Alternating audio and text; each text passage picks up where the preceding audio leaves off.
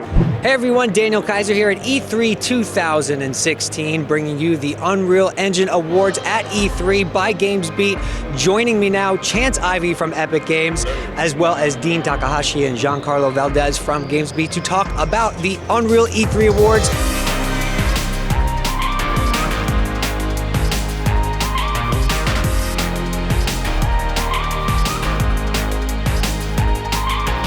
Over 70 games for Unreal Engine here at E3, but we have 10 awards to give out today, Dean. So let's dive in. Let's talk about the high-end visual awards. What did you guys declare the visual winner here at E3?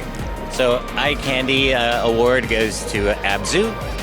It's from Giant Squid Games. It's a brand new studio, just 10 people, but they made a really beautiful, sort of serene way to visualize the ocean, and it's really pleasing to the eye, and so it just gives you the sense that you're in a really cool 3D space. As far as the Killer App Killer Design Award, what do we got, Giancarlo? We've got Absolver. It's basically you customize your own combos. It's kind of an action fighting game that hasn't really been done before. You can make your own blocks. You can choose how your high and low punches, and it's just something we've really never seen. All right, so the next category we're going to talk about is the most addictive, the can't stop, won't stop game of the show. There's so many games here, so to find a game that you don't want to stop playing is pretty special. So, Dean, what did you all grant that award to? We had a nice argument about this one, and Sea of Thieves kind of came up quite a bit, but we actually gave it to Lawbreakers. Cliff Blazinski's new studio, Boss Key Productions, has made a very nice shooter game where they've incorporated verticality into the movement, and so you can jump up in the air and shoot down from above. But they've also got this weird gravity effect where it slows down while you're in certain areas of the game, and so you can actually stay up in the air quite a while and then shoot very accurately up or down.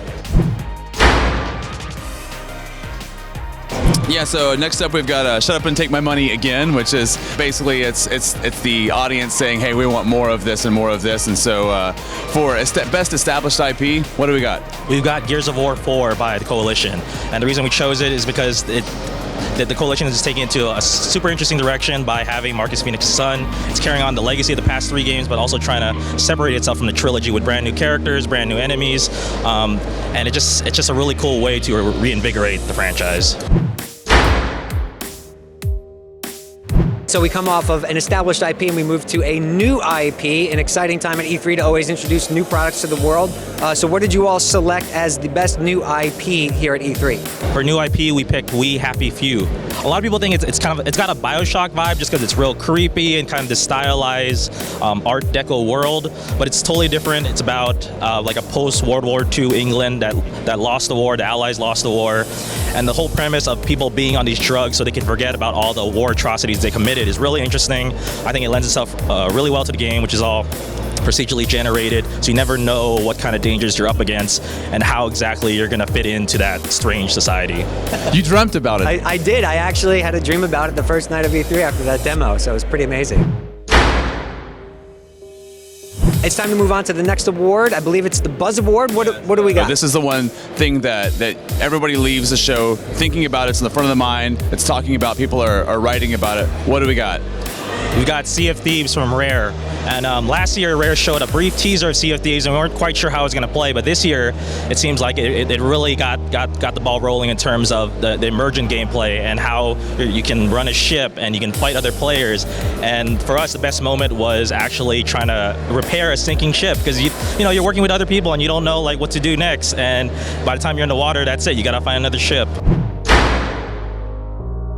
So let's move on to the next award, which is all about Immersion, the great escape here at E3. Which title did you all find to be the most immersive here at E3? So we gave this award to a kind of an unknown game called Static, and it's really a strange sort of puzzle game where you figure out your hand presence in virtual reality, and your hands are locked in a box.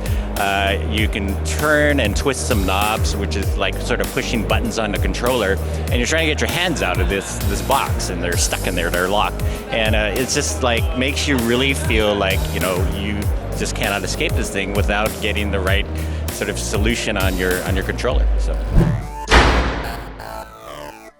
All right, great. Well, congrats to them, and let's move on. Chance, what is our next award? The Technical Achievement Award for VR. It's VR Voodoo, if you will. So VR is at E3 in a big way this year. I mean, last year we saw quite a bit, and this year it's everywhere, right? You can't avoid it.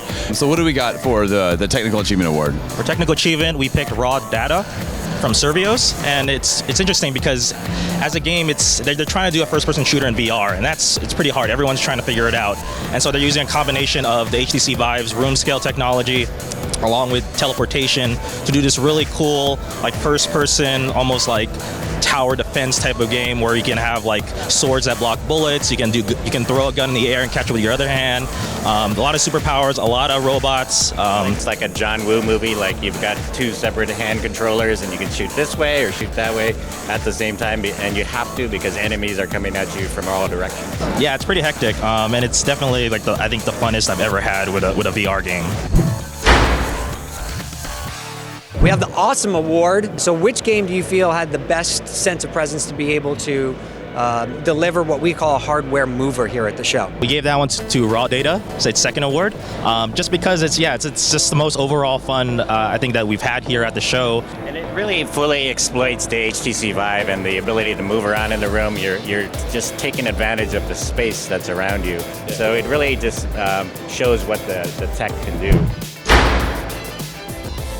The last award we have is the Unreal Underdog, the Triumph Award. It's about the team, that shows up to E3 that you wouldn't necessarily expect to be here. And so what do we got? So we have Abzu again from Giant Squid Games, and they just have a very nice story of perseverance to get this game done. They all started as students at USC, and so only with a team of 10 people, they made one of the most beautiful games here at E3. It's taken them a few years, but you talk about underdogs, a team of 10 people coming up with the best game at E3. That's pretty awesome.